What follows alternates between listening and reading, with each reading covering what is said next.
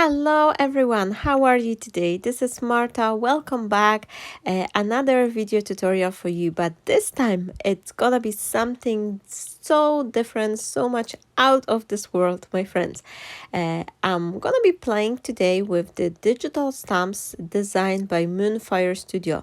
These were made by my dear friend Cindy, who is absolutely amazing if it comes for all those like fantasy theme, junk journal, mixed media creation. She is all about that, and she come up with those digital stamps. There's actually 5 of them, but I've printed the first page and I've started filming the video, and I was so excited to show you them that I forgot to grab another one. But there's a 5 flowers in the set. All the links to her shop, to her YouTube channel, I will give you down below, and please find a second to go visit Cindy on her YouTube, give her support and subscribe. This is especially crucial for all of us little designer, little crafters who are trying to make the way, competing with those big companies, and we don't have the same resources, we don't have the same sources for putting our advertisements up, for making a promotion. So it is very important if you could just spare the minute to visit, have a look on Cindy's account. I will really appreciate your help as well. Now, my friends, I'm going to be playing with those fantasy flowers, and I think I need to create something special, something magical. And this is not my everyday style, but I find it very important to actually challenge ourselves to go outside this comfort zone, and rather to stick the same style which we always know, oh, this is going to be working, it's 100% always going to be working. This is a great opportunity for learning, for expanding your skills, to try something new. And this way we learn, we try new techniques, we experiment and get a new fabulous result. And I'm super thankful for having this opportunity to play with these digital stamps. These are resizable, so you can make them as large or as small as you need. I've printed 4 of them on one page, and then I use my brother's scan and cut machine to scan them and just cut them out.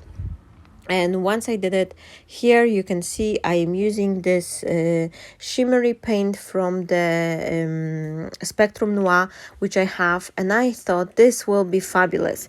And this little like shimmery ink, what's they call, Spectrum Noir Sparkle glitter ink. These are fabulous. These are absolutely wonderful, and these will turn every surface you're painting on. This will be turned into this like a non-shred glitter page, because they have so much shininess in their particles. And the only one thing you have to remember is that you have to shake them very well every time before you're going to be use them. You really have to shake those little containers to make sure all this shininess will be mixed up through. Now, one thing I did later on, and this is the part I actually forgot to film, because my husband was picking up our son from the nursery. The boys just came in, and I took the camera off, and then I thought, oh, I'm not gonna be back for my studio for a few hours, so I did the glossy accent part, and I've covered my elements with the glossy accent, and this way I give them proper chance to dry, so the next time I come back to studio they were covered in the glossy accent. The only one thing it changed, and I didn't realize it, that part of the shimmer from the Spectrum Noir, it was a little bit gone. They weren't as shimmery as straight after the painting, but I still love them, and I think the glossy accent just helped to turn them into lovely embellishment. And especially with this very thin line from this like I don't know what's the name of the flower, but the one which has this like a red center, the glossy accent helped to straighten up those parts because it's hardened them up. I've printed myself some sentiment, which now I'm gonna be try to turn it a little bit into this like a old book page, something like that. So I'm gonna be playing with this paper and giving it a little bit hard time, squeezing it, painting it, distressing it in all possible way, because I think that this could look nice if that would be just taken out from this like a old middle-aged book type of the creation. And later on I thought it would be look even better if I would just tear those strip rather than cut them on my guillotine. But in overall, I'm super happy. And one thing I need to tell you, I'm using the lighter here, just very, very gently burning this edges of the page.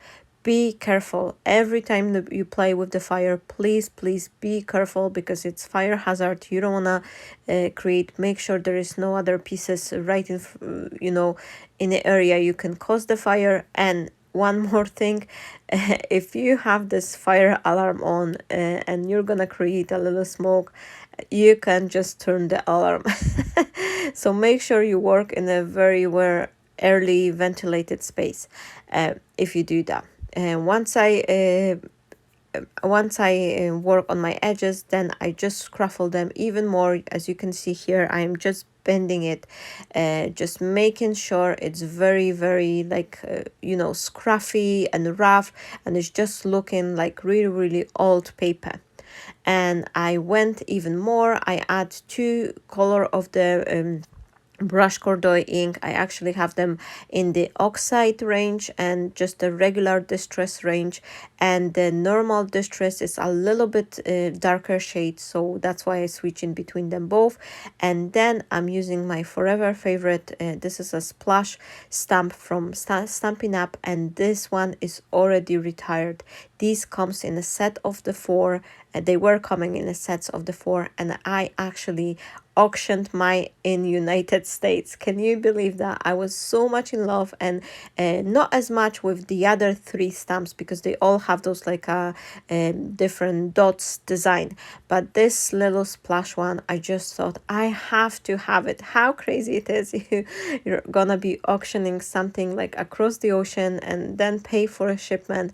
But I just thought I need to have it, and I love this. This is one of my favorite stamps forever, and I think it will stay in my studio till the end of the days. Now, I'm also gonna be cutting a little aperture so my flowers could come out from something, and I thought it will be just looking nice like this, like a wall with some like openings, and then the flower will grow out of it like from the mystical world. So I'm making a story here, but I had so much fun, and this was absolutely a great time for crafting, trying something new, trying to go with the style I'm not creating in every day. This is so much refreshing. This is absolutely greatest fun I had. Now I ran this panel through the embossing folder, and here I just very gently smear on top of it with my embossing pad, and look on that. Oh my word, if you haven't tried it, my friends, yet, just run to your studio and do the same thing with any pattern you have.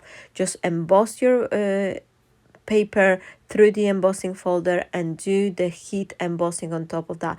And this is amazing, especially if you use the dark color paper as I did here, and you cover it up with some like a copper or gold embossing folder. This will give you this metal vibe embellishment, and I just love it. Here I'm needing some sort of the background because I don't want to have this black hole from the black cardstock.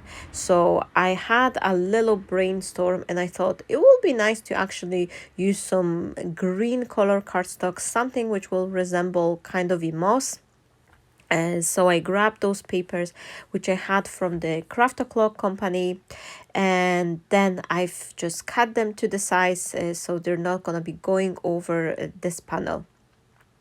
And one thing I need to do, I still need something to cover up this circle. So for that, I've decided I will go with the same gold color. I will emboss my elements, but I'm gonna cut myself two frame, and I'm using the craft color paper because it's very stiff.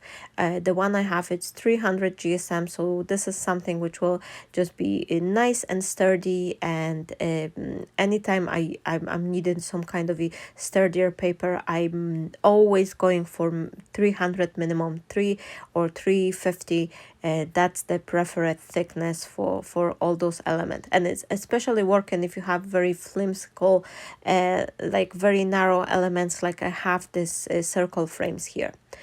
So have a look. I am just covering them in the gold embossing powder, and this is the same gold powder which I use on to emboss my panel. And I wanted to have this a little bit more metal vibe, so I've put it two layers instead of leaving it when it was still kind of you could see it's embossed paper. I wanted to add a little extra, so I put another layer of the embossing powder on top of that. So I'm really in love, and I will show you just in a minute. Once I will put the card together, I will show you how it all looks like. And I feel that this gold embossing powder is just adding this all magical it's add this magic to this card as well. So here I've created this black card base. As you can see, I have this green color cardstock, and to make sure I put it in the right spot, I'm just marking myself two pencil lines on the directly on the card base, and this way I know that once I will adhere this green panel, there will be no black space picking out from those apertures. And this is very important because it's very easy just to shift the paper half an inch up or down, and then you want to adhere your panel and you realize you've got some black popping out. Well, you can still use the bigger paper if you have.